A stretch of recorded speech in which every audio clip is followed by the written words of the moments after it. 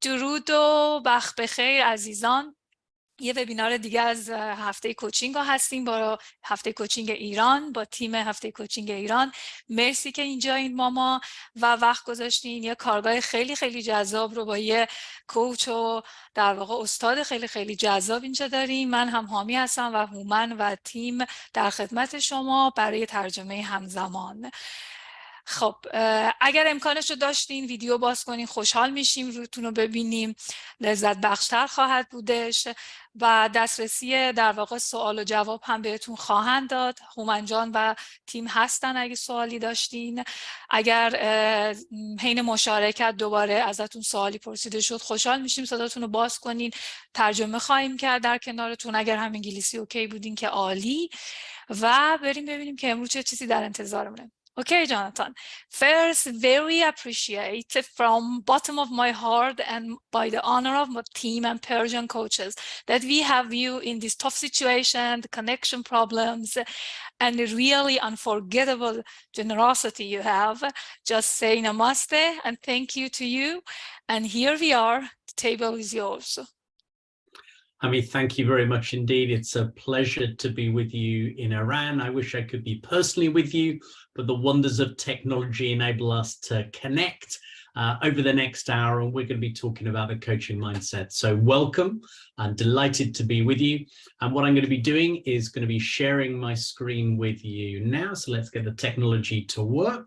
And just tell me, Hooman John, share optionش رو بردار. So if you can facilitate screen sharing for me, I'm currently hold on, not please. able to do that. Yep.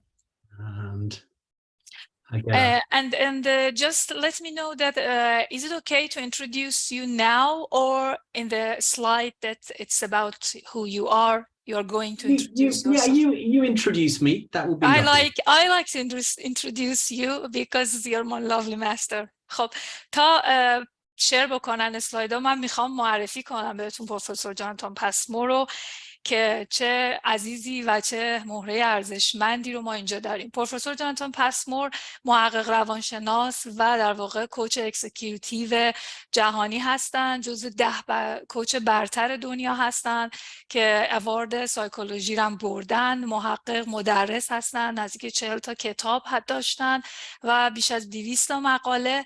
تحقیقات جدیدی که تو حوزه کوچینگ و روانشناسی می‌بینین، مخصوصا تو رویکرد CBC در واقع یه دستی داشته جاناتان توش. و دیگه بخوام بگم یه عالمه داستانای دیگه است، من خلاصش رو بهتون میگم. معاون ارشد کوچ هاب هستن، یه پلتفرم بسیار قوی برای کوچ ها و مدیر ارشد خیلی از کمپانی های در واقع تاپ دنیا بودن، تو رزومهشون داشتن. همچنین رئیس انجمن روانشناسی بریتانیا بودن، توی پرتغال انگلستان درس میدن توی حوزه دانشگاه.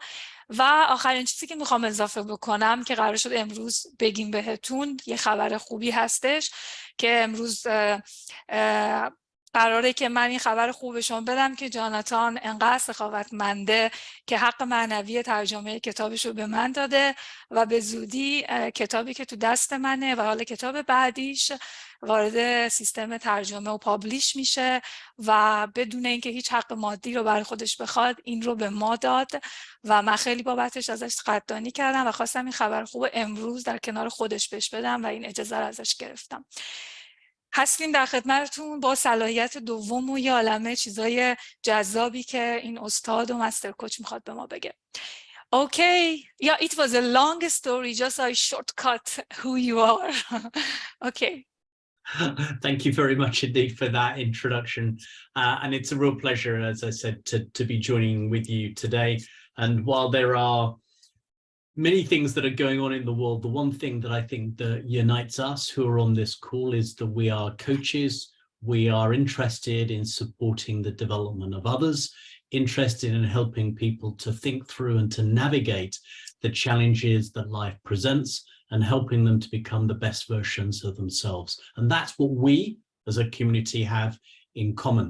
And I'm going to be focusing on really that approach today, particularly through the coaching mindset, competency 2 in the ICF framework. And I'm going to be drawing upon a book that I produced with Tracy Sinclair, Becoming a Coach, But a few things maybe as part of an introduction. As Hami may have said in that introduction, I'm a professor at Henley Business School. I have been coaching since the 1990s. I have produced around about 40 books. Here are some examples of those. And continue to work in coaching, having recently or until recently worked with Coach Hub, the digital coaching platform, and I've now transferred, if you like, across to another team or a company called Ezra Coaching, and they are part of a global business for LHH, Adecco Group. So we have 1,000+ coaches working in 60 countries across the world. If you're interested in any of my publications and you're able to get access to my personal website, jonathanpassmore.com, super easy to remember, then you'll be able to download more than 100 articles and other pieces of content for free to help you in your ongoing development. So having said a few of those things, let's talk about what we're going to cover in our 60 minutes or so together today. Okay. Jonathan, just hold on, please. Yeah, my short memory capacity. Okay. Yeah. Right. Thank you. Yeah. خب خیلی خوشحال و هیجان زده هستم برای اینکه کنار ما ایرانی ها هستن.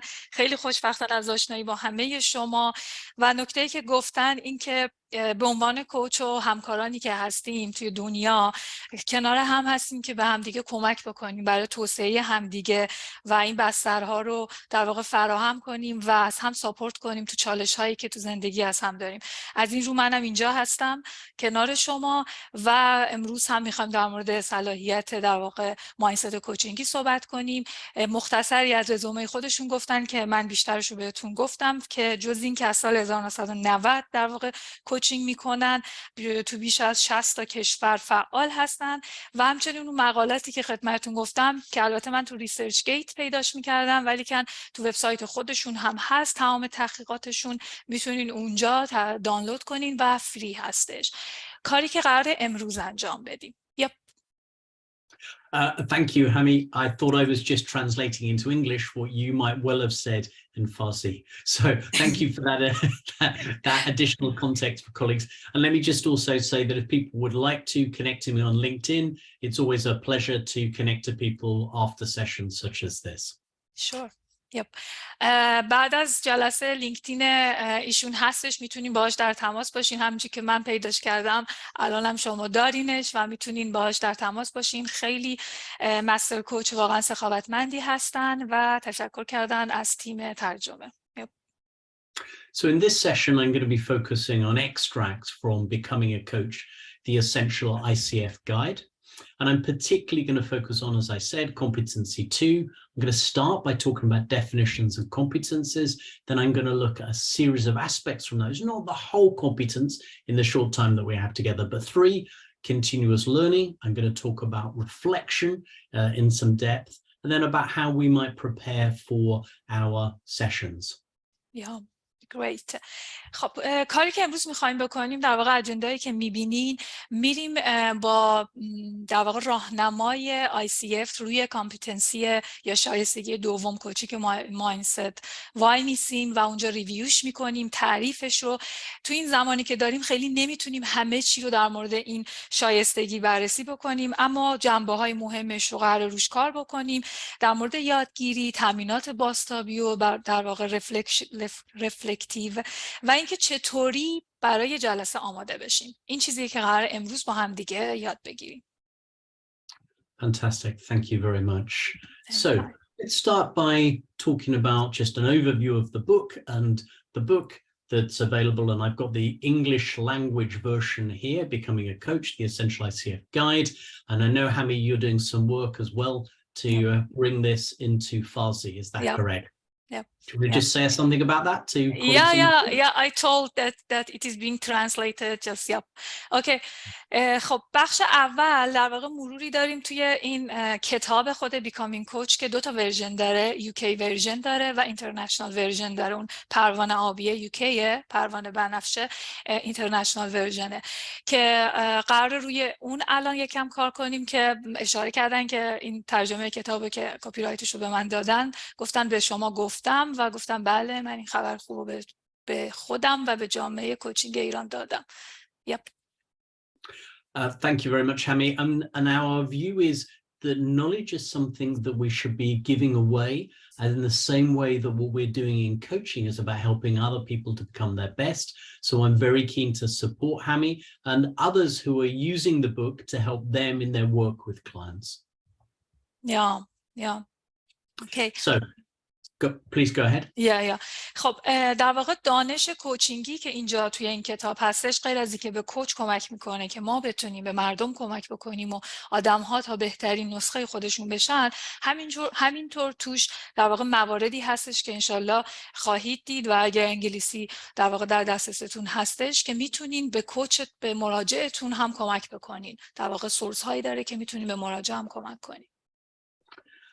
So let's start by having a look at the definition for competency 2 from the International Coaching Federation. And that competency says, competency 2, developing a mindset, is about developing and maintaining a mindset that is open, curious, flexible, and client-centered. Now let's just unpack those for a moment. So there's a moment of developing something that is we do, and there's an end to that is implied here. But secondly, the word maintains, that suggests it's not something that then stops. We have to carry this on all of the time. And then the criteria for what a mindset is it's open. So we're drawing things in from our environment. We're curious. We're asking questions about it. Then flexible implies that we're adapting and changing, and always being open, curious, and flexible whilst being focused on our client. با تعریف مایندست کوچینگ در واقع وبسایت یا اون چیزی که ارائه شده توی فدراسیون کوچینگ ICF شروع می‌کنیم. این که میگه توسعه بده و حفظ بکنه این طرز تفکری که گشوده باشه، پذیرا باشه، کنجکاو، انعطاف پذیر و مراجع محور. بیایم یکم اینو کوچولوش کنیم، پکش بکنیم و بریم توش ببینیم چطوری باشه. این که توسعه بده یعنی انجامش بده و توش باشه، اونو انجامش بده و باهاش همراه باشه. این که حفظش بکنه، با خودش حمل بکنه، همینجوری تو مسیر شغل کوچینگیش همیشه با همون باشه و توی این گشودگی وجود داره، پذیرا بودن وجود داره، کنجکاو باشه، سوال بپرسه، منعطف باشه، تغییری اتفاق افتاد خودشونو بتونه آداپت کنه، تنظیم بکنه و در نهایت نگاهش به مراجع باشه و مراجع محور باشه. Thank you. So that then brings us to the elements contained in the competency. And I've got in bold here the aspects that I'm particularly going to focus on. So I'm going to talk about learning being an ongoing process, reflection being an ongoing process, self-awareness, and managing our emotional and mental regulation as we prepare for sessions. Yeah. برگردیم روی مؤلفه های در واقع این صلاحیت. اون قسمت هایی که میبینیم بولد شده، هایلایت شده، مهم ها هستن که شامل یادگیری و توسعه مداوم و همواره هستش، شامل تمرینات بازتابی یا همین رفلکتیو پرکتیسی که برای خودمون هنوز فارسیش هم جا نیفتاده هستش، همچنین یک سری آگاهی از خود شخص کوچ هستش و مدیریت هیجانات عاطفی و همون سواد عاطفی که تو اصطلاح میدونیم برای اینکه بتونه آماده جلسش بشه. So the first question that I'm going to invite you to think about, and given our challenges with translation, you don't need to answer this question, but if you are an English speaker and you would like to type in the chat some thoughts about this, then please feel free to do so. So the question I'm going to give you 1 minute to think about is, how do you currently engage in ongoing learning? Great. دوستان جواب این سوال رو اگر به انگلیسی می نویسین که خیلی عالیه، اگرم خیلی راحت نیستین فارسی هم بنویسین، هومنجان هستن، ولی با این حال گفتن که خیلی خودتون رو اذیت نکنین، 1 دقیقه بهش فکر بکنین. همین الان برای تمرینات در واقع مداومتون تو کوچینگ چطور دارین این کار انجام میدین؟ 1 دقیقه بهش فکر کنین.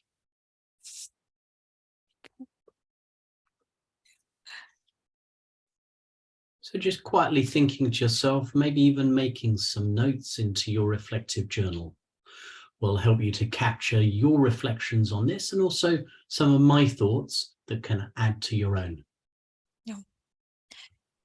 بهش فکر کنین که دقیقاً مثلا چی کار دارین میکنین، یه اکشنی رو تعریف کنین اینجا. مثلا تامینات بازخوردیتون چطوریه؟ حالا پرانتز خودم بخوام این بازخوردا و رفلکشن رو بگم، مثلا با پیری دارین کار میکنین، منتوری دارین، جلساتتون سوپروایز میشه، چی کار دارین میکنین دقیقاً؟ این ذهنتون برای یادگیری مداوم تو چه اکشنی داره خودشو نشون میده؟ So here's some initial thoughts: supervision, listening to coaching webinars, sessions like this, taking notes. Fantastic. And then some colleagues are typing in what I'm assuming, Hami, is Farsi. Is that correct? Yeah. Human is going to translate your self-coaching, the short ones. Yeah. Fantastic. That's okay. And most of them is saying hello here. Oh, lovely. Okay. Well, that's super. So let me share with you some of my thoughts. Thank you very much indeed. Voice recordings. Absolutely. Some lovely, lovely thoughts there. So let's see if we can share some thoughts about what continuous professional development could look like. I'm going to do the first column on the left-hand side, then I'm going to stop, Hami, pass over to you, and then I'll do the second column. So we'll do it in 2 bite sizes. The possibilities are really endless for continuous professional development.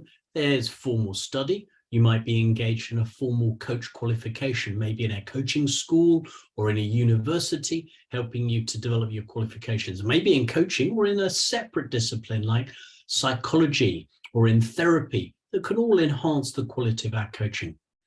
You might have access to coaching books in a library, or you might be buying them to help you to deepen your knowledge. And I would be encouraging people on this call to be probably thinking about reading maybe 1 coaching book a month. So you're continually engaging in new ideas and new thoughts.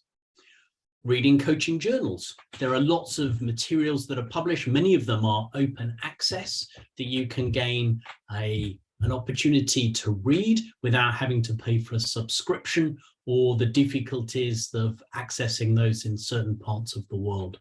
And ResearchGate is one area where you can access them, and then many people like myself publish them openly on our websites.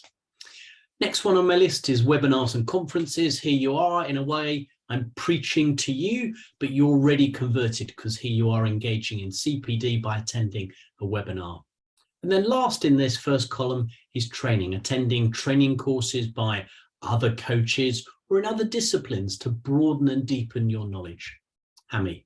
Yeah, great.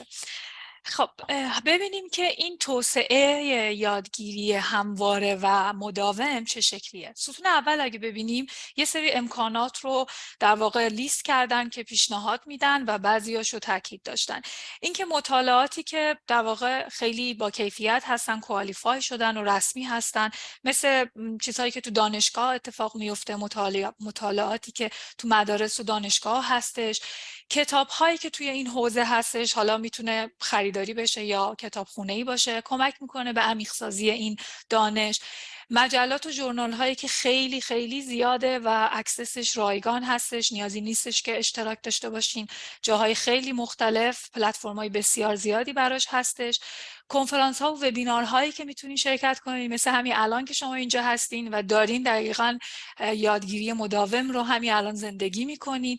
و بعد آموزش توی مدارسی که در واقع مدارس کوچینگی هستن، مدارس معتبر کوچینگی هستن. And others that I've got on the list, mentoring, of course, the ICF encourages mentoring, requires us to do mentoring as we journey from one grade, ACC to PCC or PCC to MCC. So mentoring could be part of CPD activities.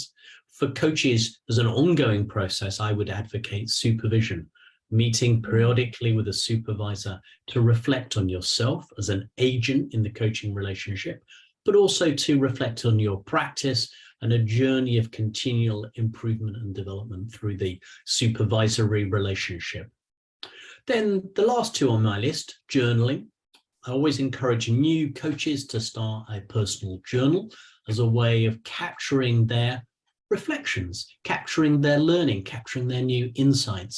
And having a journal, maybe you do that after every coaching session, maybe you have a time in the week, once a week, where you sit down to journal, and you could add to it when you attend a webinar, when you read a book, read an article, as well as the insights that emerge from your coaching practice. And the journal's not only a way of capturing what's going on now, but provides a great resource for you to look back over time, to spot patterns, to inform yourself on the developmental journey that you are continuing to make.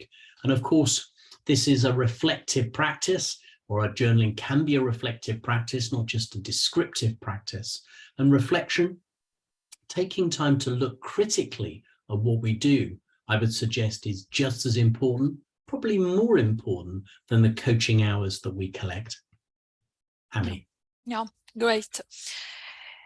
ستون بعدی که مهمترین ها هستن توی سفر کوچینگی، توی حرفه کوچینگی یا حرفه‌ای شدن تو کوچینگ، منتورینگ هستش که ICF پیشنهاد میکنه که در واقع برای مسیر HCC PCC از PCC به MCC منتور داشته باشیم و جلسات منتور بشه، توی روند رشد باشه. سوپرویژن هستش که خیلی پیشنهاد میشه که خود کوچ به عنوان یک مهره توی جلسه کوچینگ سوپروایز بشه توسط سوپروایزر و آنچه که اتفاق میفته توی کوچ در واقع ابزرو بشه، مشاهده بشه تا رشد و یادگیری براش اتفاق بیفته و بهبود.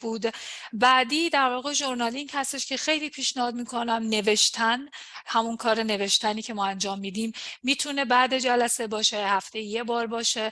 همین الان تو وبینار شرکت میکنین یادداشت بکنین برداشت هاتون و بینش هاتون و هر چی که درک میکنین و برگردین بهش، ببینین تو چه اتفاقی افتاده، الگوهاتون رو ببینین، الگوهای یادگیریتون رو ببینین، بهتون کمک میکنه تو مسیر این رشد و یادگیری مداوم. و در نهایت تمرینات بازتابی یا بازخوردی که نکته مهمی که اینجا گفته شد که این تمرینات توصیفی نیستن، این تمرین ها در واقع یک رفلکتن، یعنی همان چه که اتفاق افتاده برگردونده بشه به شما، مهم ها، خیلی مهم ها، و روی اون کار بشه برای اینکه بعد از اون مسئله در واقع رفع بشه یا اگه نکته قابل بهبودی هستش. So my second question then, how long do you spend in ongoing learning each year? And once again, I'm going to give you about 60 seconds to have a think about this question. And for those who speak English, if you want to put a thought into chat, that's very welcome to do so. Yeah. Hami. Sure. سوال دوم اینه که سالانه چقدر برای یادگیری مداومتون وقت میذارین؟ اگه انگلیسی بنویسین به هر حال عدد هستیم، فارسی هم اوکیه. Yeah. I never estimated I'm going to do it from now, but I know that weekly 5 hours. So here are a range of different thoughts coming in. 5 to 6 hours a day on ongoing learning. Wow, that's fantastic. 365 days. Well, in some respects, I think that's very true. 150 hours last year. And one colleague has asked, can I suggest some journals and books? And I will certainly do that in a moment. I share my experience with my peers. Lovely. Okay, fantastic. One new comment. And it's fuzzy. Okay, so let me 2 to 3 hours a day. Well, you are fantastic people. Let me just talk about books and articles. So the free journals to access are Coaching Philosophy, the journal Coaching Philosophy. So if you just type in Coaching Philosophy Journal, that brings you to a free journal. There's also a free journal called the International Journal of Evidence-Based Coaching and Mentoring. So both of those are available free. And then there are other websites that will carry articles from multiple other journals, things like the Coaching Psychologist or International Coaching Psychology Review or Coaching and International Journal. And what I can do, Hami, is send you a list of those to share with everybody at the end of the session, save me typing them now. And in terms of books, what would I recommend?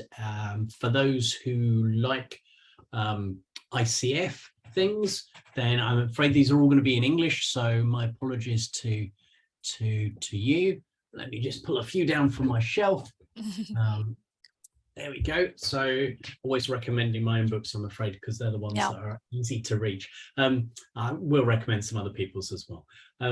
There's this, Becoming a Coach, which we're talking about now. This is the international edition. The one that you saw on the screen was the, I don't know whether you can see that actually. Yeah, UK edition, the green one. Okay. Yeah, so this is the international edition. Then there is this book called The Coach's Handbook, published by Routledge. That might also be interesting for people to have a read of. And the third one I'm going to pull down just because. What about the ethics one with Wendy? Yeah. Oh, yes. So there is I can't recommend all 40 of them. There is the ethics. And here's another one. We've got a new edition of this coaching tools. This is Coaching Tools. So there's lots to have a look at from my own work. What have I been reading myself?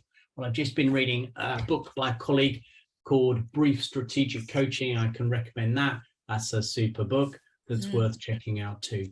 So there's lots and lots of material that's here. Quite a lot of that is available on the internet that you can get free access to. And certainly in terms of articles, there's lots of free content to access, because many of us believe that knowledge is something that we should share.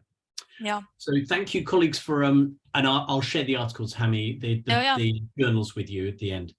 So let's have a look at some thoughts. This is data from 2021, time spent on learning activities, CPD. So this is average coaches in a global survey. And what we can see here is that generally, if you let me just close that down so I can see. So we can see around about a third of coaches have got less than 5 hours a year on learning and development. Wow. Now, that feels a very small amount.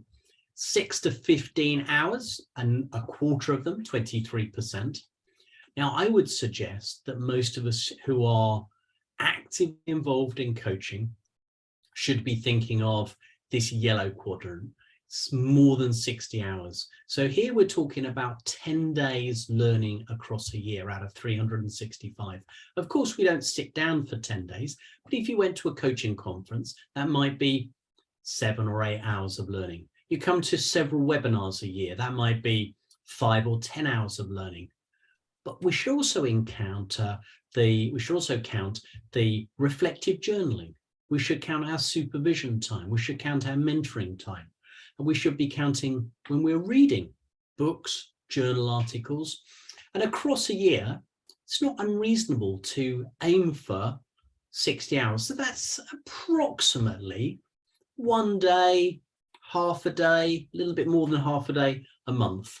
So if you're thinking 4 or 5, 6 hours a month would probably do that across a year. So when you're on a bus, take a book with you or an article to read. When you are having the opportunity to, listen to a webinar, just be mindful of the fact that this is an ongoing learning activity and is part of your ongoing learning journey. So lots of opportunity, I think, for learning for all of us, and an encouragement. It doesn't look as though you need an encouragement for the people who have turned up for this webinar, but compared to many coaches do need encouragement to be doing more CPD, more learning, and we should see ourselves as professionals. Hami. Yeah. Okay, Homan, if something important missed, please give me a hand.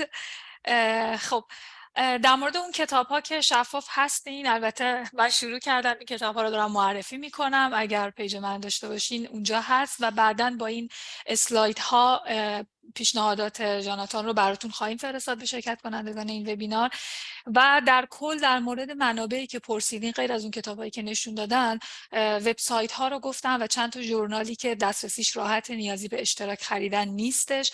اسما رو گفتم، من فقط چند تاشو میگم که قرار شد امروز بیشتر کار آموزشی بکنیم. کوچینگ فیلسوفی بودش و اینترنشنال اوییدنس بیس کوچینگ منتورینگ بودش و دیگه چند تا چیز که توی وبسایت خودشون و در واقع خود ریسرچ گیت یا لینکدین میتونیم پیدا کنیم. خب آماری که اینجا هستش آمار جهانی که از سال 2021 برای از کوچ ها گرفته شده که توسعه و یادگیری سالانه‌شون رو چه رنجی هستش. اگه نگاه بکنین بیشترین آمار رو در واقع زیر 5 ساعت در سال هستش که خیلی رقم خوبی نیستش و در نهایت چیزی که پیشنهاد میشه آیتم زرد رنگ هستش که حداقل 60 ساعت در سال. خیلی این عدد رو هدف نزنید، یعنی حتما باید این عدد بشه، ولی کن این همواره بودن رو، مستمر بودن رو در واقع پیشه بکنین. و دیگه اینکه این آمار در واقع آماری بوده که از کوچ‌های گرفته شده که در واقع تو سراسر دنیا بودن. قطعا ایران جزو این استاتیکس نبوده چون منم ندیدم. و اینکه بیاین اینو خیلی گسترده بکنین و طبق منابع خودتون ببینش. مثلا اگه 7 ساعت میرین وبینار شرکت میکنین، خودش این 10 ساعت از این 60 ساعت رو گرفته. حالا قرار نیست مثلا هر روز بشینین روزی 10 ساعت و یه سری تمرین‌ها انجام بدین، یه سری هرچی که فکر میکنین جزو تمرینات بازتابی هست یا یادگیری هستش. همه اون لیست اسلاید قبلی اگه برای شما اتفاق افتاد بشمارینش. منتور داشتین، سوپروایزینگ داشتین، کتاب دستتون بودش، وبینار رفتین، یه وایسی دارین گوش میدین، یه اپیزودی دارین گوش میدین، همه اونها رو بشمارین و در واقع با همون تایم و منابعی که دارین تشویقتون میکنم که یکی از این امکانات و فرصت‌های یادگیری رو بردارین و در واقع اپلایش بکنین و انجامش بدین و جزو اون 60 ساعت محسوبش بکنین. Thank you, Hami. So when we think about the CPD process, I'd be encouraging you to think in this way through a series of a structured process with 6 steps. Just in a similar way that when we are working with our clients, we encourage our clients to think about structures and a process. So here's the process for CPD that I use in my own practice. First of all, I think about defining. What am I aiming to learn or to achieve? What's my objective? What's my goal? Then I think about assessment. Where am I now? What's my current level of development? What's my current reality? If we're thinking about the GROW model as an example here, what am I currently achieving? And then what interventions might help me move from where I want to be to from where I am at the moment. So Hami, let me pass back to you now, and then I'll talk about the second set of 3. Okay. Just تمام تو نمبر 2 اگه نیازی بود منو کامل کن. داشتم مینوشتمش. خب روی این مدل CBT در واقع مدل یادگیری کوچ هستش که اسمش CBT ابریویشنش بود، قبلش میگم بهتون یا اگه زحمتی نیست بنویسم من جان. این یک روندی هستش که من خودم، یه پروسه‌ای هست که من خودم توی تمریناتم انجام میدم و یک پروسه ساختارمند 6 مرحله‌ای هستش. مرحله اول در واقع تعریفه. میام تعریف میکنم که من از این تمرین یادگیری، من از این توسعه‌ای که دارم توی حرفه شغلی میدم چه هدفی دارم، چه چیزی برای من در واقع قراره بهش برسم، تارگتم چیه. و بعد در مورد آیتم دوم که آیتم اساس هستش، اینکه واقعا کجا قرار دارم و میخوام چه چیزی رو به دست بیارم. این تاپ پوینتی بود که من گرفتم از شماره 2. اگه چیزی هست من اضافه اوکیه. مرسی. بریم توی بعدی. Yep. Thank you. So then the next 3 steps in our process is engaging with the materials that help us to move from where we are now towards closer to our goal. So act. Then it's not just about going on a course or reading a book. We need to then, fifthly, reflect. What does this mean to me? How might I use this in my practice? In what way would I integrate this new idea, this new tool, framework, or science into the way that I work with my clients in my context? And then last of all, at the end of the process, having implemented it, having applied it with clients, we need to evaluate it. What impact is this new tool, knowledge, learning having on my coaching work? Hami. Yeah. Would you please review number 3? I think I missed it. Yeah, so this is number 3 is about the design. How are we going to close the gap between the knowledge we currently have now and the knowledge we want? So what interventions, what training courses, what books, What webinars might I need to attend to help me make the steps between what I know now and what I want to know in the future? My defined learning objective, my current assessment, the design is what are the steps that I'm going to take to cover that learning gap. Okay, thank you very much. خب آیتم سوم در واقع طراحی این مسیر هستش. مسیری بین نقطه‌ای که الان هستم و دانشی که الان دارم و نقطه‌ای که قرار دانشی که اونجا کسب بکنم یه فاصله و گپی داره. برای این گپ میام مراحلی رو طراحی میکنم، مثلا قرار وبینار برم، کتاب بخونم، چی کار بکنم. این قدم سوم هستش. تو مرحله چهارم درگیری با متریال و منابع شروع میشه. کتاب، کورس، دوره است، چی هستش؟ اونجا در واقع اقدامی هستش که ما دیگه با اون چیزهایی که تو مرحله سوم انتخاب کردیم درگیر میشیم و شروع میکنیم باشون کار کردن.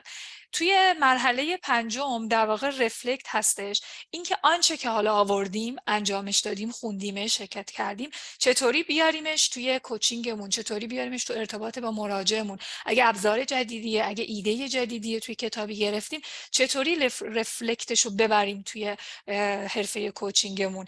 و در آخر ارزیابی هستش. همه این کارهایی که ما کردیم توی این 5 مرحله چه تأثیری روی کوچینگ من گذاشت، بیایم ارزیابیش بکنیم، ببینیم که چه اتفاقی افتاده، در واقع بسنجیم داستان رو.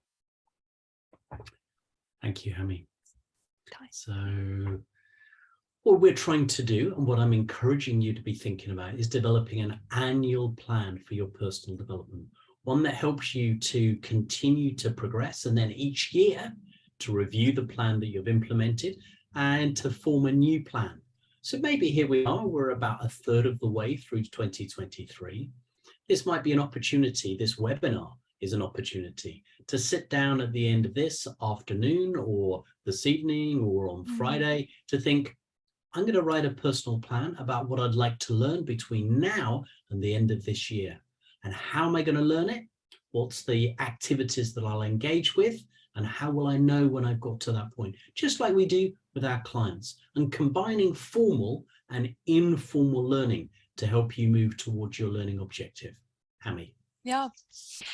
خب در واقع یه طراحی توسعه شخصی سالانه میخوام دعوتتون کنم برای خودتون داشته باشین. شاید این وبینار یه فرصت خوبی باشه که بعد از این بشینین امروز عصر یا فردا جمعه بنویسین که قراره برای توسعه مداوم کوچینگی خودتون و یادگیری چه کارایی بکنین. اینجایی که الان هستین و آنچه که میخواین تو آینده باشین، اون گپ رو چطوری میخواین پر بکنین. بیاین پرش بکنین با حالا وبینار، کتاب، هر کاری که میخواین بکنین و بعد بگین که چطور بفهمم که اینا اومده توی کوچینگم. خب میتونین با مراجعتون چک بکنین، کوچینگتون رو ابزرو بکنین و یه جورایی هر آنچه که دارین به طور رسمی یاد میگیرین، مثلا تو مدرسه ها، و یا به صورت غیر رسمی، یعنی همین کتابا و مقالات و وبینار، همه اینا رو با هم کار کنین، با اون آیتم هایی که گفته شد مثل ژورنالینگ و اینا بیارینش بیرون و ببینین که توی مرحله ارزیابی ببینین که چطور توی کوچینگ شما تأثیر گذاشته. So question number 3. How do you currently reflect on your practice? And again, just going to give you 60 seconds to think about that question, and maybe you make a note in your personal journal or share that thought in the chat. Okay. 60 ثانیه دیگه دوستان وقت دارین سوال سوم رو جواب بدین که الان در حال حاضر چطور تمرین کوچینگ خودتون رو در واقع رفلکت میدین. اگه نیازه شفاف کنم سوالو.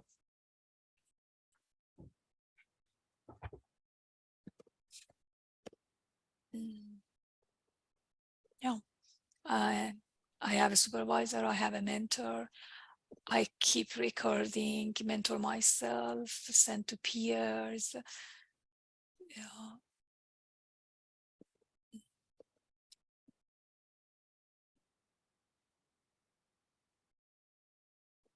Okay. Would you please elaborate on the question? Some questions are in the chat. Yes, so for here is, how do people reflect after a coaching session? How do they think about what they've done in their coaching? Mm-hmm. اینکه بعد جلسه کوچینگتون چطوری به خودتون برمیگردین که چطوری گذشت جلسه کوچینگ من، اصلا چطوری فکر میکنین در مورد جلسه‌تون، کار خاصی میکنین بعد جلسه که ببینین جوری جلسه این شکلی بود اونطوری بود؟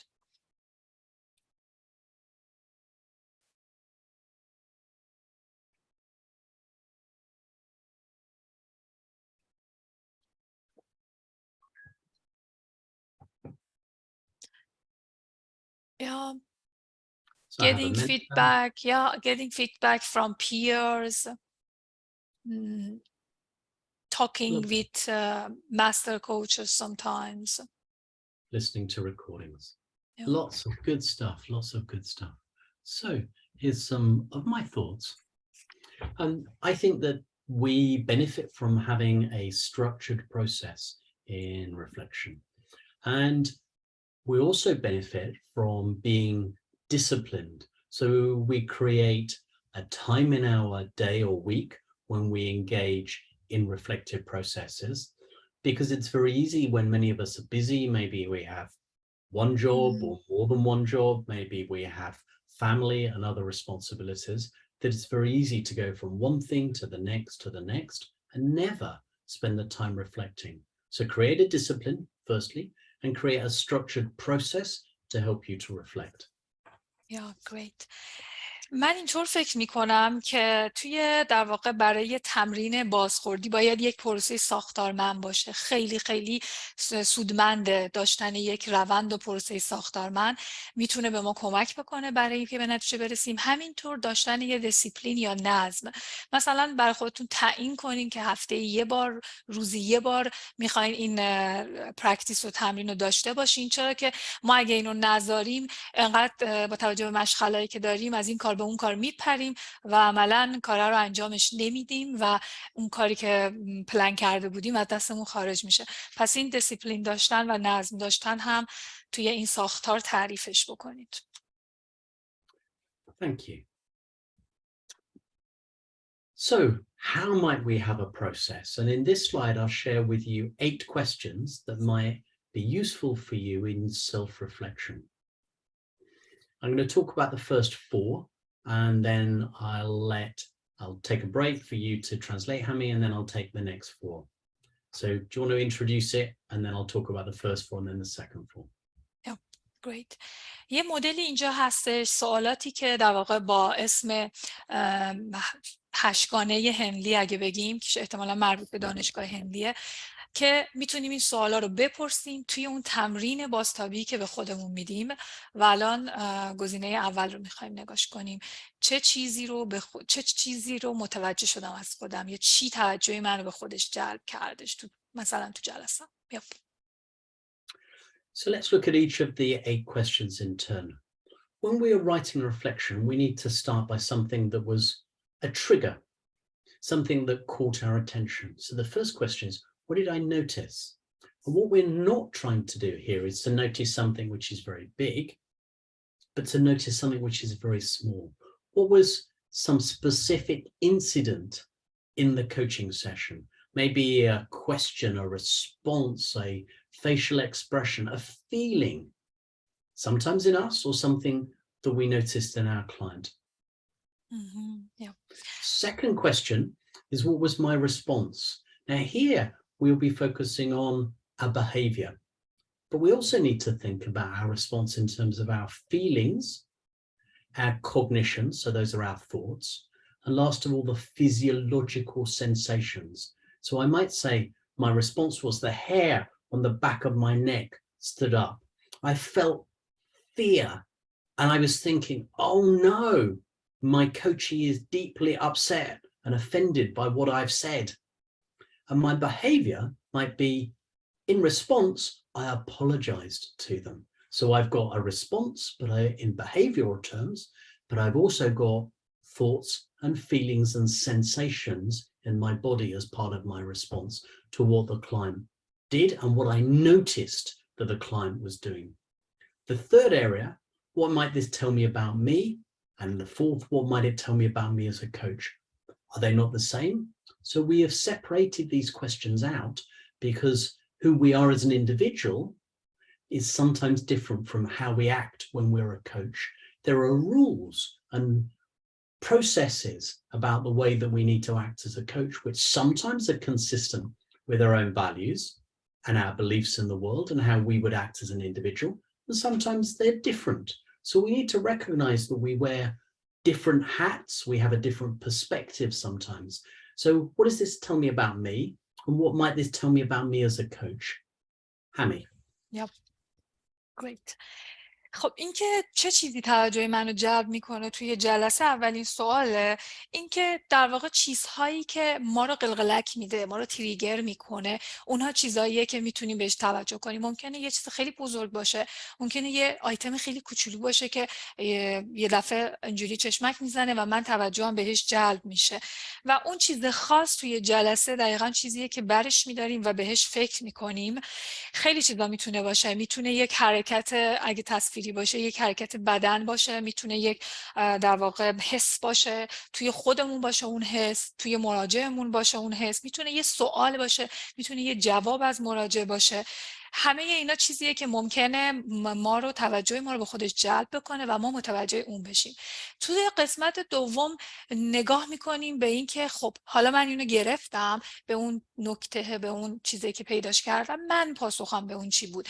من آیا ریاکشنی داشتم توی بدنم، توی صحبتم، توی کلامم؟ اون رو میام بهش توجه میکنم. مثلا یه اتفاقی که افتاده، حسی رو در خودم دیدم که این میشه پاسخ من، یا حتی توی مراجعه و البته اینجا در مورد پاسخ منه، و یا اینکه من رفتاری نشون دادم با توجه به اون نکته. مثلا تو قسمت اول توجهم جلب شده به یک حرکت مراجعه، تو سوال دوم من یک رفتار رو نشون دادم و این میشه پاسخ من، و یا حسی در من بالا اومده، اونم میشه پاسخ من. و مثلا ممکنه رفتار من توش یه جور عذرخواهی بوده باشه، بهش توجه میکنم. و بعد سوال سوم و چهارم که برمیگرده به مراجع و کوچ جداگونه هستن، اینکه چه چیزی این اتفاق، چه چیزی به من میخواد بگه یا چه چیزی به مراجع میخواد بگه. اینا رو از هم دیگه جدا بکنین، چرا که ما به عنوان یه فرد، به عنوان یه فرد، یک انسان عادی خودمون هستیم و وقتی به عنوان یه کوچ هستیم اونجا یه رفتاری رو نشون میدیم. اینها رو با هم دیگه تفکیک بکنیم. So question 5 and question 6 look at the benefits, the strengths, and the pitfalls that we need to be aware of these particular responses. So what does this tell me about me as a coach? What strengths does that offer me? And then what pitfalls might I need to be aware of? Because every situation, every response, every thought comes with benefits, but also comes with consequences. And much of that depends on the circumstances and the situation, the individual maybe that we're working with. Question 7 is, having reflected, what's my learning from this insight of those strengths and pitfalls? And then last of all, what do I need to do? What will I do next time in this situation? And here with this model, what we're encouraging our students when we're at Henley Business School, but I encourage others to do, is to write a short paragraph, maybe 25 or 50 words, for an answer to each of these 8 questions. And the structure guides you through a process to give you learning and give you actions to implement next time. Yeah. My mind is getting happy because he or she loves a structure. When you say this, say, hey, this is a structure. Okay, we can do it. Yeah, really top point. خب یه بخشی از قبل اضافه بکنم، این که ما تحت تاثیر باورها و بینش هامون هستیم و ممکنه که این رفتارها رو توی اون پاسخی که به اون نکته قابل توجه میگیم نشون بدیم. برای همین باید تشخیصش بدیم. حتی اگه وقتی جایگاه‌های مختلفی رو داریم تو جلسه، خیلی بهش توجه بکنیم که دیدگاه متفاوتی داریم، مثلا در نقش روانشناس، در نقش کوچ، اینها رو تشخیص بدیم و بعد اون نکته قابل توجه رو بگیریمش. توی آیتم 56 در رابطه با منافع و مشکلاتی که در واقع یا اون نقطه قابل بهبودایی که به ما نشون میده هستش، آیتم 5 میگه که خب چه نقطه قوتایی اون حرکت داشتش، اون حرکت من، پاسخ من و چه مشکلاتی رو میتونست در واقع به وجود بیاره که من باید بهش آگاه باشم. تو آیتم هفتم که بازخورد هستش، این که خب یادگیری من از این اتفاق و از این درک این نکته قابل توجه چیه و حالا باید باهاش چیکار بکنم که دفعه دیگه این شرایط پیش اومد حالا من این رفتار رو میخوام نشون بدم. و توی این مدل و شماره 8 بود این که از این به بعد من چی نیاز دارم که توی دفعه بعد اگه دوباره همچین شرایط مشابه پیش اومد من چی کار میخوام بکنم. این مدل شما رو خیلی ترتمیز هدایت میکنه به این که در واقع بتونین یک طرحی رو داشته باشین، برین سراغ اون طرح و برین اون گپ رو با یادگیری پرش بکنین. مثلا من اینو نیاز دارم پس برم الان براش طراحی کنم و چنین چیزی رو یاد بگیرم. و پیشنهاد میکنم که غیر از این 8 سوالی که اینجا هست، 8 گانه هنلی، یه پاراگراف 150 تا 200 کلمه‌ای جواب این سوالات رو بنویسین. خیلی کمک کننده هستش که توی اون هدایت کردن نوشتن اون پلنتون خیلی به شما دسترسی میده. Thank you, Hami. So we get to question number 4. How do you prepare emotionally for each session? Recognizing that we're often moving between one session and another, maybe online or maybe between different offices. How do you make sure that you're fully emotionally prepared for the client you're about to meet? Hami.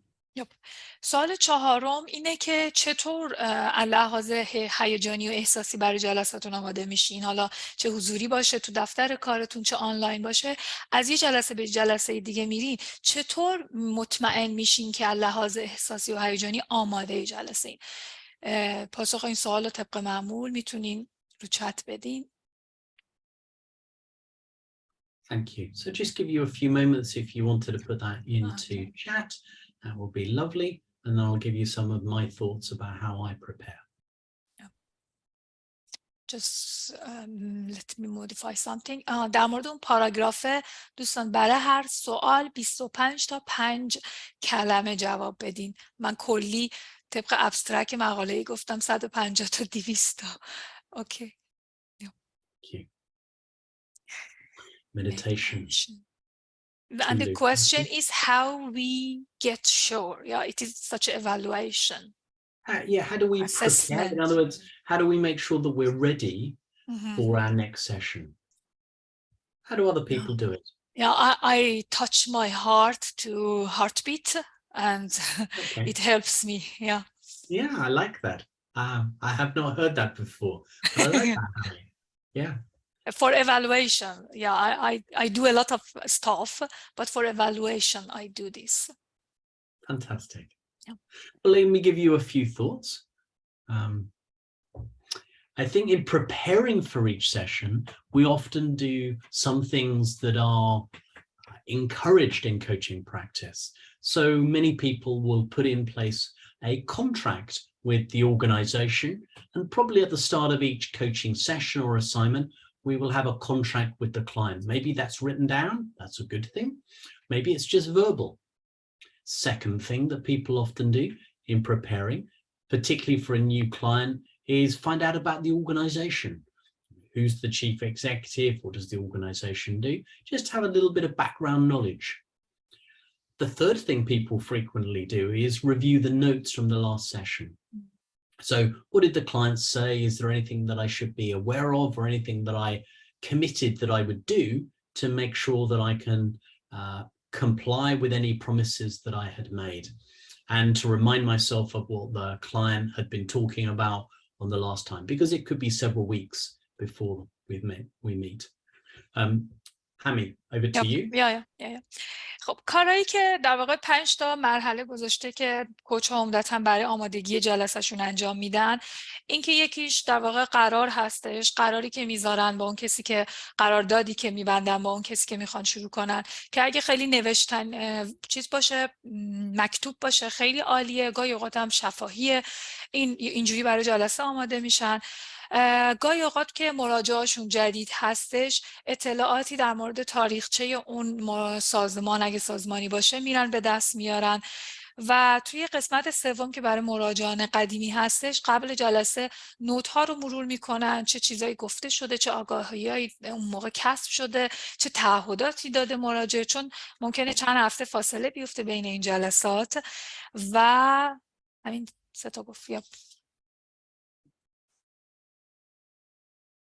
Yeah. Great, thank you, Hami.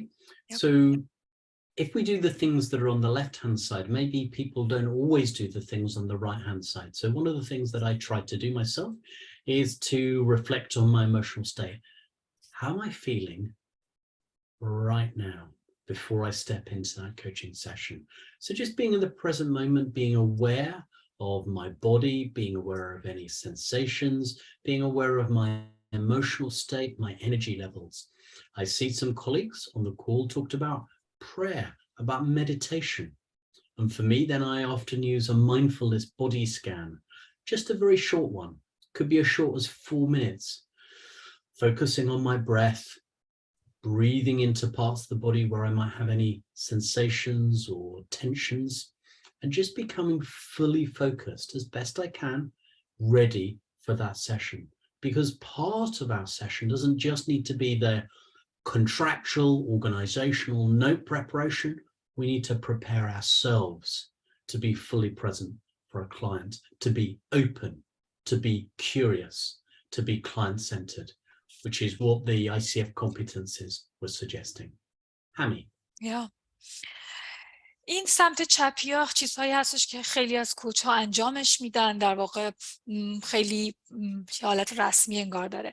این 2 تا کاری که تو سمت راست اسلاید میبینین که من خودم انجامش میدم و همکارانم، مربوط به خود منه. یکیش اسکن کردن در واقع احساساتم هستش که به خودم برمیگردم. از خودم میپرسم که خب الان من چه احساسی دارم. دقیقاً قبل جلسه فکر میکنم که الان من چه احساسی دارم، هیجاناتمو اسکن میکنم، بدنمو در واقع هوشمندانه شبیه اسکنر ازش رد میشم، به بدنم، هیجانم، دوباره اون چیزی که داره میگذره آگاه میشم. خیلی کوتاه در واقع تو لحظه همین کارو میکنم که الان چه چیزی داره میگذره. یه سری از همکاران من مراقبه میکنن، مدیتیت میکنن، دعا میکنن قبل جلسه و همه اینا تو همون حالت خودآگاه و مایندفول انجام میشه. گاهی میشه به تنفس توجه کردش و به اون فشارهایی که تو بدن هست یا حرکاتی که بدن هست یا صدایی که بدن داره میده در واقع بشنویم و همه اینا برای اینه که تا جایی که میتونیم تمرکز بکنیم، جدا از اون کارهایی که سمت چپ داره اتفاق میفته که خیلی ساختاریه، به عنوان یک انسان بخشی از جلسه با ماست. به عنوان یک انسان باید تو لحظه حضور داشته باشیم و کنجکاو باشیم و در واقع دیگه داستانه چی بود و حاضر باشیم و مراجع محور باشیم که همه اینا با هم دست به دست میده که ما بتونیم اون فرم رو تو جلسه پیاده بکنیم. So an encouragement for me to prepare emotionally for sessions as well as contractually. So this brings us to the last question in our set of 5. What will you do to develop your plan to achieve the coaching mindset between now and the end of the year? I've talked about the importance of having a personal development plan for this year. Coaching mindset could be one element of this. What do you want to do to develop your coaching mindset from all of the ideas that I've shared with you and that colleagues have shared in the chat with you to enhance your own professional development? Yep. Hami.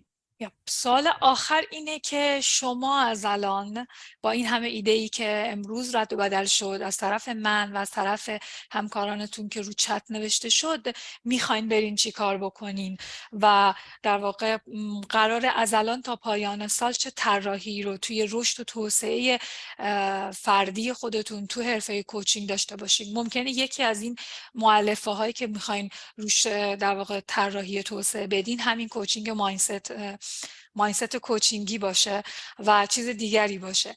اون چیزی که قرار شما انجام بدین چیه؟ بهش فکر بکنید.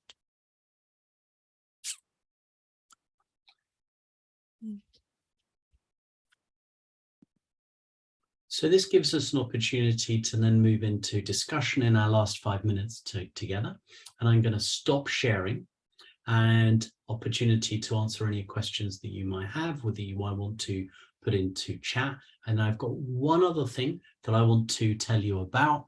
So let me just stop sharing. And Hami, if you just translate that, and then I'm going to tell you a little bit about, while you're translating, at the end of your translation, what I'm going to invite people to do. Yep, thank you.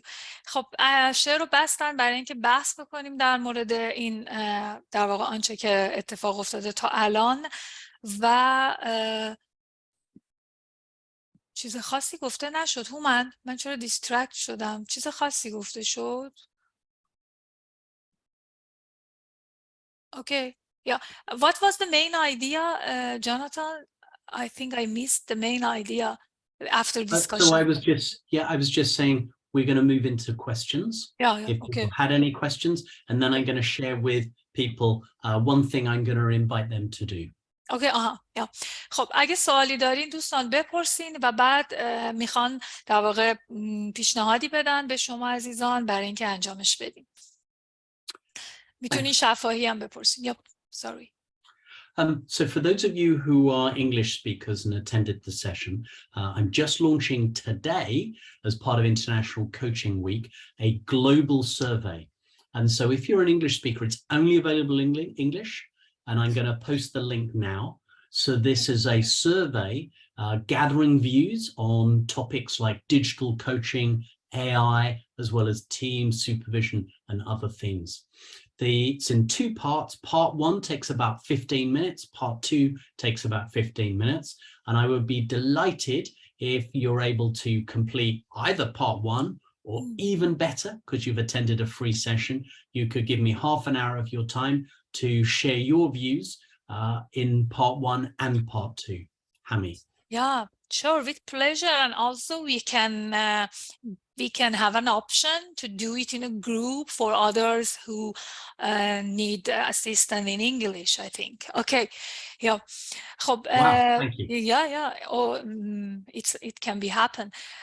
خب چیزی رو که الان میخوان شیر بکنن در واقع برای کسانی که به انگلیسی دسترسی دارن یک بررسی تحقیق جهانی شده که یه بخشیش حالا انجام شده میتونین ببینین و یه بخشیش رو میخوان که شما وقت بذارین و انجامش بدین. خیلی کمک میکنه و من گفتم که ما میتونیم اگرم لازم شد بعداً این رو گروهی انجام بدیم، کاری که ما تو مدرسه انجام میدیم به خاطر 2 زبانه بودنش و بیشتر بشه این تعامله. و اینکه گفتن همیشه به صورت در واقع انگلیسی در دسترس هستن اگه شما عزیزان تو سطحی هستین که میتونین با خودشون ارتباط بگیرین. And colleagues asked about different journals, so I'm going to put some of those into chat now. If anybody wants to raise a question, I'm happy to try and answer that. اوکی. یا ژورنال الان رو چت میذارن لینکشو و سوال ندای عزیز سوال داره و شما عزیزان هم سوال دارین لطفاً بیاین رو خط. خوشحال میشیم. سوالات پر از یادگیری پشت سرش. اوکی ندا جان پست کردن، لطف کنین صداتون رو باز کنین سوالتون رو بپرسین. Yeah. At the first, hello to everybody. I don't know. I ask English or for Persian? If you ask English, just in a very nutshell, tell it in Persian, or I can tell it in Persian. It's okay. Yeah, Thank English. you. Okay. Okay, Mr. Jonathan, I have a question. I'm a little clever. I think sometimes it's good, but many times in coaching session, I think it's not good. Because every time when I go to the season, and when my client start speaking, I guess many questions and I guess many answer. How I can be dumb? How I can't be dumb and don't use my clever? Because when I guess many answer, sometimes I omitted some good answer and good question that this disrupt the season. How I can be dumb? Well, always you'll come up with a good answer because the good answer is good for you. But my question to you is that a good answer always for the client? And sometimes the client and you are similar, and it might be a really good question or a really good suggestion for the client. But our role in coaching is, where we can, is to hold ourselves back and to encourage the client to think for themselves. So sometimes doing less in coaching, bearing less of the responsibility, can help us to be better in service of our clients. And one way that we can do this is to suspend our responsibility for the outcome. So one thing that I tell myself, which I find helpful, and it may not be helpful for you, but this is one thing that I find helpful, is recognizing that the client is responsible for their success and for their failure. So when a client succeeds, it's always their success. And if a client fails, it's always their responsibility or their failure. It's never mine. And so holding myself back in the situation, not that I'm not critical of my own performance, to think, what could I have done differently to have helped the client to think more deeply, to explore the issue? But the outcomes that the client achieves are their successes or their failures. So sitting back rather than leaning into the process gives us more of a coaching mindset, more of a coaching approach. I don't know whether that was helpful, Nida. I could talk more about that, but I'm conscious that there may be others who want to ask, or you might feel that you would like me to speak more. No, thank you. Yeah. خب اگه اجازه بدی اینو منتقل کنم تا هستش. اوکی. سوال ندا جان به طور خلاصه این بود که وقتی که میخوام سوال بپرسم، ندا جان اگه سوالت نیاز به اصلاح داشت لطفاً بیا بالا. اینکه پیش‌فرضایی دارم که میخوام، یعنی این پیش‌فرض‌ها تو ذهن من هستن که میدونم خوبن، میخوام من سوال بپرسم و حتی جوابا رو هم انگار دارم، یه حدسایی دارم. و اینکه توی این حوزه کمک خواستی که چه کار باید بکنی که چنین اتفاقی نیفته. سوال شفاف بود به طور خلاصه؟ بله بله مرسی. و پاسخ اینه که به طور کلی در واقع سوال با سوال خوب اتفاقای خیلی خوبی میفته، درسته؟ یعنی سوال خوب برای یک کوچه، اما مهمتر از اون سوال خوب مالکش مراجع هستش و گاهی اوقات میتونیم بگین که آره من این سوال خوبو دارم، این پیشنهاد خوبم دارم براش، ولی کاری که ما کوچ ها میکنیم و نزدیکتر به مایندست کوچینگی اینه که بشینیم عقب و مراجع رو تشویق بکنیم به اینکه در واقع خودش فکر بکنه، خودش عمیق‌تر فکر بکنه. و مهمترین نکته که امروز مطرح شد مسئولیت بودش که در واقع تعادل مسئولیت ما کوچ‌ها هستش که بیایم اونو متعادل بکنیم که ما مسئول موفقیت و شکست مراجع نیستیم. اگه موفق شد کاملا مسئولش خودشه، اگرم شکست خورد کاملا مسئولش خودشه. موفقیت و شکستش مال من کوچ نیستش. و این نکته‌ای که به همه کوچ‌ها شاید کمک بکنه که در دسترس حافظه نگه داریم که این ذهنیت کوچینگیه، این مایندست کوچینگیه که بذاریم مراجع خودش کشف بکنه و شاید خیلی آسون نباشه عقب بشینیم با اون همه سوالات و ایده هایی که داریم و به اجازه بدیم که مراجع خودش کشف بکنه و اون مسئولیت رو خودش برداره و ما توی کمترین حد مسئولیت باشیم.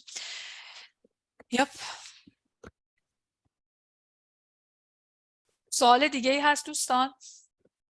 So I've got another question from Ada. Oh, it's just corrected me. So the best feature of a coach is listening without judgment, in my opinion. So thank you, Ada, for that question. I'm very conscious I've got another call that I'm supposed to be on actually at 3 o'clock UK time.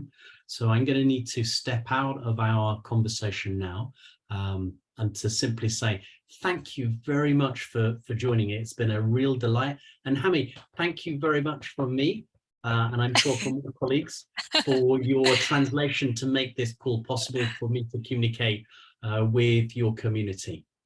I appreciate you, and I thank you, my dad, actually, sending me to English school. Okay, just would you please let me translate the previous part? Yeah. یه سوالی تو چت شد، ممنون میشم هومن جان اونو بفرستی، من یه صدای اومد دیسترکت شدم، جوابشو بذارین. خب این از این. And I think that somebody has a question. Do we have a short time? Yes, go on. One quick question and one quick answer. یه سوال خیلی سریع، یکی صداشو باز کرد میخواست بپرسه. ممنون میشم خیلی خلاصه بپرسی چون وقتشون کمه و باید برگردم. ممنون از اینکه این وقت رو دادیم. یه سوالی که من داشتم، یه سوال کلی درباره این که الان وبینار صلاحیت 2 کوچینگ بود دیگه.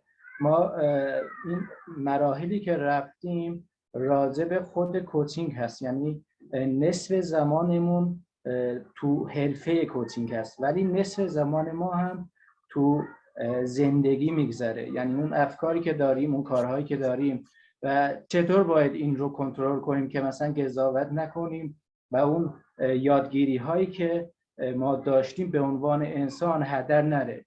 چون نصفی از زندگی به صورت همون کوچینگ اتفاق میفته. اگه اون درست اتفاق نیفته کلا این CPD، حالا این توسعه که داشتیم کلا از بین میره و این چجور باید این لایف استایل نصفی از زندگی که تو خونه هست یا تو بیرون هست اتفاق بیفته. اوکی. ممنون. خواهش میکنم. The main idea is first thank you for all the ideas about coaching mindset. That he mentions that Siamak mentions that half of our life is our career coaching and half of our life is our life, our individual life, and how we can put the learning from our career into life, not let's spoil it, because all of this process in CDP is very nice in career coaching. So how we can apply in our lifestyle as an individual that is part of our life, not career part of our life. So he wants to know that how we can fix this learning, not just in coaching career. So one thing that I do is at the beginning of every year, I do a learning plan. I do a little drawing called a mind map. And I put a mind map together of all of the areas of my life and the things that I want to do and to learn during the course of the coming year. And then every day, and I put it on the inside of my wardrobe door. And why do I put it there? Is because I open the wardrobe door to get dressed every day. When I open the wardrobe door, that plan is sitting in front of me. And at the end of the day, when I take my clothes off to go to bed, I open the wardrobe door and that plan reminds me, what should I have been doing today? How much progress have I made towards these learning goals? And they could be learning, they could be experiences, they could be things related to work, they could be things related to my children, to my wife, to holidays, to other activities. And this is a very simple thing that we could do to keep ourselves on track and to hold ourselves to account. Yeah, such as navigating. Yeah. There we go. کاری که خودم میکنم اینه که اول هر سال میام یه پلن سالانه میریزم، شبیه یه در واقع مایند مپ برای خودم میریزم و اون رو در واقع میبینم که چی کارا کردم تو سال گذشته، تو زندگی، تو دوره هایی که گذروندم یا گرفتم و هر روز نگاش میکنم. کاری که کردم گذاشتمش تو اون کمد دم دستیم که لباس صبحمو برمیدارم، شبم دوباره برمیذارم سر جاش که صبح ببینم قراره چی کارا بکنم و مایند مپ هم چیه، آخر شبم ببینم که چقدر پیشرفت کردم. حالا این پیشرفته میتونه نسبت به همسرم، بچه‌هام، کارم، تعطیلات، تفریح هم باشه، میتونه نسبت به خود حرفه کوچینگ هم باشه و اینجوری دارم همینجوری یه جورایی ناوبریش میکنم، مشاهدهش میکنم و این کاریه که من میکنم و یه عالمه کار دیگه هم حتما هستش که خیلی از همکارا دارن انجامش میدن و دارن بهره برداری میکنن. جواب پاسختون رو گرفتین؟ بله، ممنون از پاسخگویی. Yeah, appreciate it. Just I want to double check the photo if you mind. دوستان اگه براتون امکان هست دوربیناتون رو باز کنین یه فوتو بگیریم. ساپورتر میتونه چیز بگیره از این عکسای. It would be great to have a full view of those great participants and you of course. از همه دوستان خواهش میکنم اگه امکانش هستش چهرهای زیباتون رو نشون بدین. آره بتونیم You یه are عکس not یادگاری داشته handsome, باشیم. Jonathan. یا سپاسگزارم و اگه لطف کنین همه دوربیناتون رو تا جایی که امکان پذیر هستش باز کنین. من میخوام که عکس بگیرم از این خاطره امروزمون و این همراهی ارزشمند شما. Cheese. Done? Done. Maybe better to say 1, 2, 3. Just Okay. I took the last one, but شیرین for باز this کن. one همه دوربیناتون رو باز کنین و من 1 2 3 میگم و Okay. عکس میگیرم اگه امکانش باشه. Everybody ready? Yeah. 1, 2, cheers, 3. Okay. Fantastic. Thank you Lovely, so much. Lovely smiling faces. Thank you, colleagues. It's a pleasure to be with you. I do thank you. I look forward to connecting again on another occasion. Have a lovely evening. Yeah, Take care. you too. Thank you, Jonathan. And we Thank are you. about Take care. 100% listening to you with Google Meet plus Google Meet. And have a very good and very happy coaching week. Congratulations again. Ciao. Ciao. دوستان مرسی از حضورتون.